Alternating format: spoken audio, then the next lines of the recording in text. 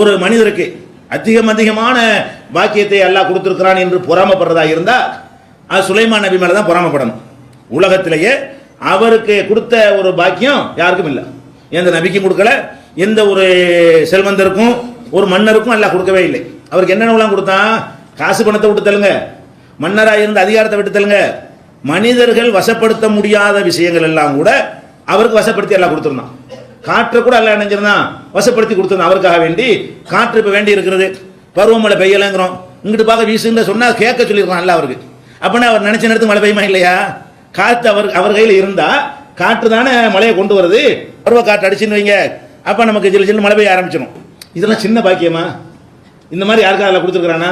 சின்னையெல்லாம் கூட அல்ல வசப்படுத்தி கொடுத்துருந்தான், யாருக்கும் கொடுக்கல. இப்போ சுலைமான் நபி சொல்றாங்க, ஹாதா மின் ஃபலை ரப்பி, இது என் இறைவன் எனக்கு செஞ்ச அருட்கொடை.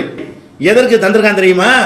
என்னை பெரிய கடவுளாக்குறதுக்கோ, என்னை எல்லாரும் புகழணுங்கிறதுக்கோ, எனக்கு மரியாதை செலுத்துவதற்காக வேண்டியது தரவில்லை.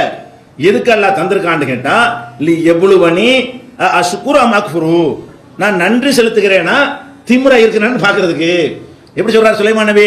இவ்வளவு பெரிய அந்தஸ்தை கொடுத்தது சுலைமான் நபிக்கு அந்தஸ்து உலகமெல்லாம் பாராட்டுங்கிறக்கா இல்ல, இப்படி கொடுத்து பார்ப்போம்.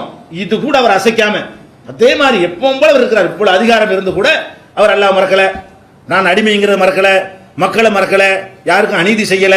இந்த பணம் இருக்குங்கிற காரணம் தீமைக்கு தூண்டுமே, அந்த தீமையை அவர் செய்யல. பணம் இருந்தால் என்ன அயோக்கியத்தனம் வேண்டாலும் பண்ணி அதை மறைக்க சொல்லுமே, அதை அவர் செய்யல. என்னடா இவ்வளவு பணம் அதிகாரம் இவ்வளவு இருந்து இந்த மாதிரி ஒரு மனுஷனுக்கு ஒரு பஞ்சாயத்து போர்டு உறுப்பினர் வந்தாலே என்ன ஆட்டம் போடுறாங்க. இவர் ஒரு உலகத்தையே ஆளக்கூடிய அளவுக்கு ஒரு பவரை கொடுத்து கூட அவர் ஆடவே இல்லை. என்ன சொல்றாரு? இது அல்லாஹ் தந்திருக்கிறான்னு கேட்டா பயப்படுறாரு.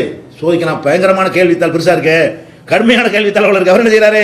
நமக்கு இது புகழ் மாதிரி தெரியுது, இந்த மாதிரி நமக்கு தான் நல்லா இருக்குமே, அவர் பயப்படுறாரு. என்ன சொல்றாரு? எதுக்கு அல்லாஹ் தந்திருக்கான்னு கேட்டா, லி எபுலுவனி அஷ்குரு அம் அக்ஃபுரு, நான் சுக்குரு செய்கிறேனா, நன்றி செய்கிறேனா, நன்றி மறக்கிறேனா என்று சோதனை செய்வதற்கு தான் இது தந்திருக்கிறான். நான் கண்டிப்பா என்ன செய்வேன்? நன்றி செலுத்துவேன்.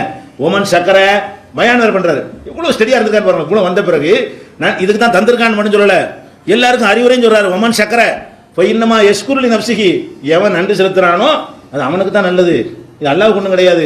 நீங்க நன்றி செலுத்தணும், அல்லாஹ்வுடைய கிரேட் ஏறி போயிருமா? நீங்க நன்றி மறந்தீங்கன்னா அல்லாஹ்வுடைய அந்தஸ்து குறைஞ்சு போயிருமா? நீ நன்றி செலுத்தினா உனக்கு நல்லதுப்பா. அறிவுரை பயான் நடக்குது. அங்க மக்களுக்கு என்ன செய்யறாரு? ஓமன் சக்கர இதை மனசுக்குள்ளோட வச்சிருக்கலாம், ஓப்பனா டிக்ளேர் பண்றாரு அந்த சபையில வச்சு. ஏன் இது அல்லாஹ் தந்திருக்கான் தெரியுமா? என்னை டெஸ்ட் பண்றான், எனக்கு வச்ச பரீட்சை, நான் தேர்றேன்னா தேர மாட்டேன்னு பாக்குறான், நான் தேர்வேன், நீங்க அந்த மாதிரி தேரணும் அப்படின்னு அவர் சொல்றாரு.